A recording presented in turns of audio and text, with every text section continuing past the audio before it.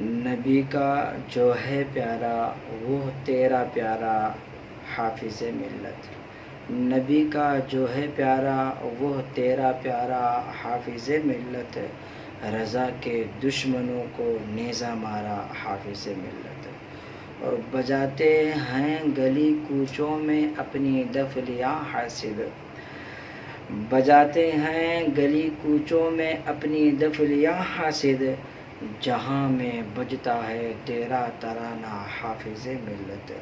اور تیری روحانیت سے خود فلک یہ کہتا رہتا ہے،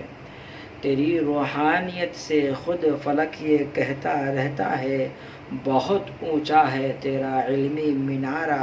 اے حافظ ملت۔ تیرے فیضان سے قسمت چمکتی ہی رہی اپنی، تیرے فیضان سے قسمت چمکتی ہی رہی اپنی، کبھی گردش میں نہ آیا ستارہ حافظ ملت۔ دوستان ذی قدر، حضور حافظ ملت کی ذات بہت ہی انوکھی اور بہت ہی بابرکت ذات ہے۔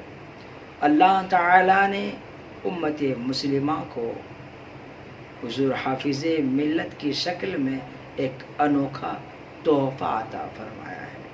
حضور حافظ ملت نے پوری امت مسلمہ کو اپنے علمی فیضان سے مالا مال فرمایا ہے۔ حضور حافظ ملت نے امت مسلمہ کے علمی پیاس کو محسوس کیا اور ان کے لیے علم کا ساگر بنایا ہے۔ حضور حافظ ملت کی ذات ایک ایسی ذات ہے جنہوں نے اپنے زندگی کا ایک ایک لمحہ دین متین کی خدمت میں گزارا ہے۔ حضور حافظ ملت کی زندگی کو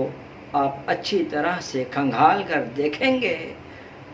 تو آپ کی زندگی کا کوئی ایسا لمحہ نہیں نظر آتا ہے جو شریعت طیبہ کے خلاف گزرا ہو۔ اللہ نے آپ کو شریعت کا بہت بڑا پابند بنایا تھا اور آپ اپنے وقت کے بہترین متقی اور پرہیزگار تھے۔ دوستان ذی قدر، حضور حافظ ملت نے اپنی زندگی کا ایک ایک لمحہ امت مسلمہ پر قربان کیا ہے۔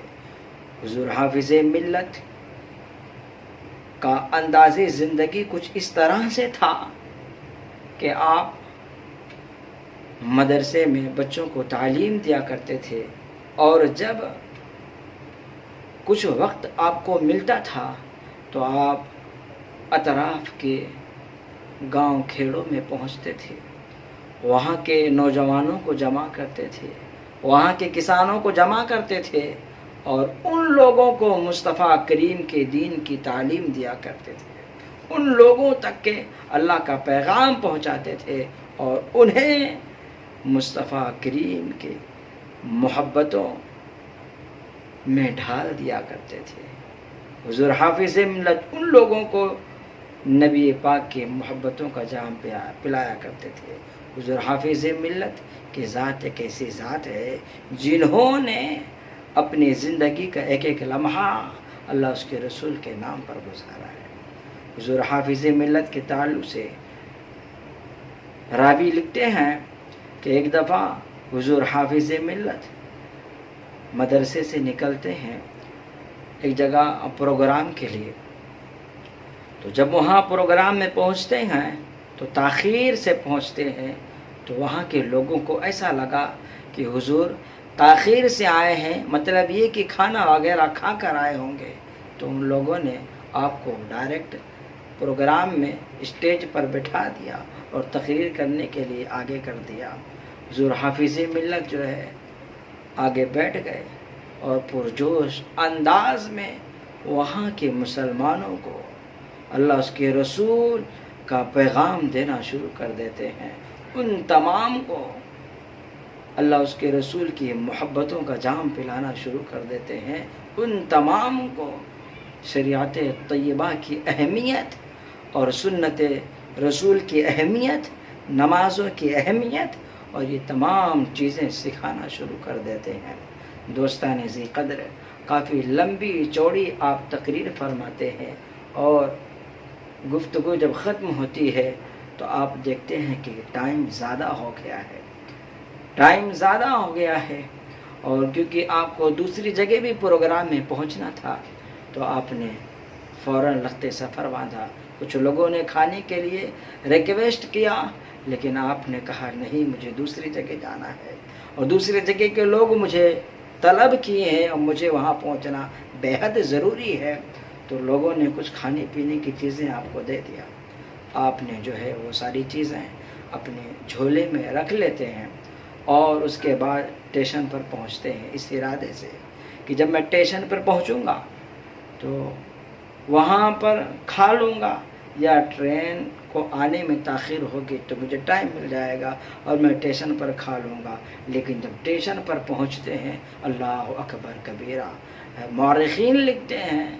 کہ اسٹیشن پر اتنی بھیڑ کہ تل رکھنے کو بھی جگہ نہ تھی۔ یارو، جہاں تل رکھنے کو جگہ نہیں ہو وہاں ایک آدمی اپنا تن کہاں رکھے گا؟ اللہ اکبر۔ حضور حافظ ملت کی ذات ہے پیارے، یہ آپ کا ایک مجاہدانہ انداز ہے، آپ کی زندگی ہے، آپ جو ہے وہاں ڈٹے رہے۔ ہم اور آپ جیسے لوگ ہوتے تو کہتے بھائی یہ ٹرین جانے دو، دوسری ٹرین آنے دو، یا پھر اپنا سفر ہی ختم کر دیتے اور ریٹرن چلے آتے۔ لیکن یہ حضور حافظ ملت کی ذات ہے، جن کے سینے میں مصطفیٰ کریم کا دین جوش مار رہا ہے، اور مصطفیٰ کریم کے محبتوں کا جام لوگوں تک پھیلانے کا جذبہ پیدا ہے۔ آپ جو ہے پیچھے نہیں ہٹتے ہیں، بلکہ آپ جو ہے ہمت باندھتے ہیں اور سفر کرنے کا ارادہ کر لیتے ہیں۔ یارو، وہ بھیڑ جہاں اچھے جانباز طاقتور لوگ پیچھے ہٹ گئے ہوں، سفر کرنے سے مکھل رہے ہوں، وہاں پر آپ کو آپ کا مجاہدانہ انداز لے کر جا رہا ہے، اور آپ جو ہے اپنے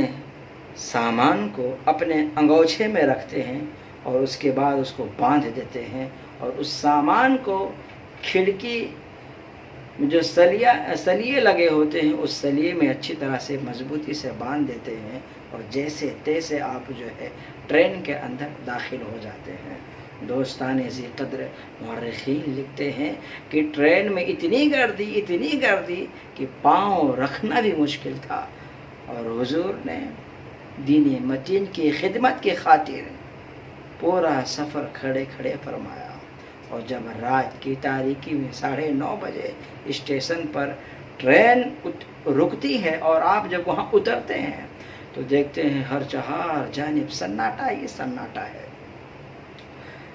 نہ کوئی بندہ ہے، نہ بندے کی ذات ہے، نہ کوئی سوار ہے، نہ کوئی سواری ہے، ہر چہار جانب سناٹا ہی سناٹا ہے۔ ہم اور آپ ہوں تو ایسی جگہوں پہ اتریں گے ہی نہیں، چور اور چمار کا دنیا بھر بوال، ہم اور آپ اتریں گے ہی نہیں۔ لیکن یہ حضور حافظ ملت کی ذات ہے، دین متین کی خدمت کا سوال ہے، آپ وہاں اتر جاتے ہیں، اور اترنے کے بعد آپ نے ادھر ادھر دیکھا اور کوئی چیز دستیاب نہ رہی، آپ نے اپنا سفر وہیں سے شروع کر دیا۔ عزیزان ملت اسلامیہ، جب آپ مدرسے میں پہنچتے ہیں تو وہاں پر کچھ طلباء مدرسے میں ہوتے ہیں، ان بچوں کے ساتھ آپ جلسے میں جانے کا پروگرام کر لیتے ہیں، اور بچے جو ہے آپ کے آگے آگے لالٹین لے کر چلتے ہیں، اجالا کرتے ہیں، اور آپ جو ہے اس طرح سے مدرسے سے دوسری جگہ جلسے میں جا رہے ہوتے ہیں، اور جب وہاں جلسے میں پہنچتے ہیں تو وہاں بھی کافی تاخیر ہو چکی تھی، اور لوگوں نے ڈائریکٹ آپ کو پروگرام میں بٹھا دیا، ڈائریکٹ تقریر کرنے کے لیے آپ کو عوام کے حوالے کر دیا۔ دوستان ذی قدر، آپ نے وہاں پر بھی مدللانہ انداز میں بہترین تقریر فرمائی، اور تقریر جب ختم ہوئی، آپ جب مدرسے میں ریٹرن تشریف لائے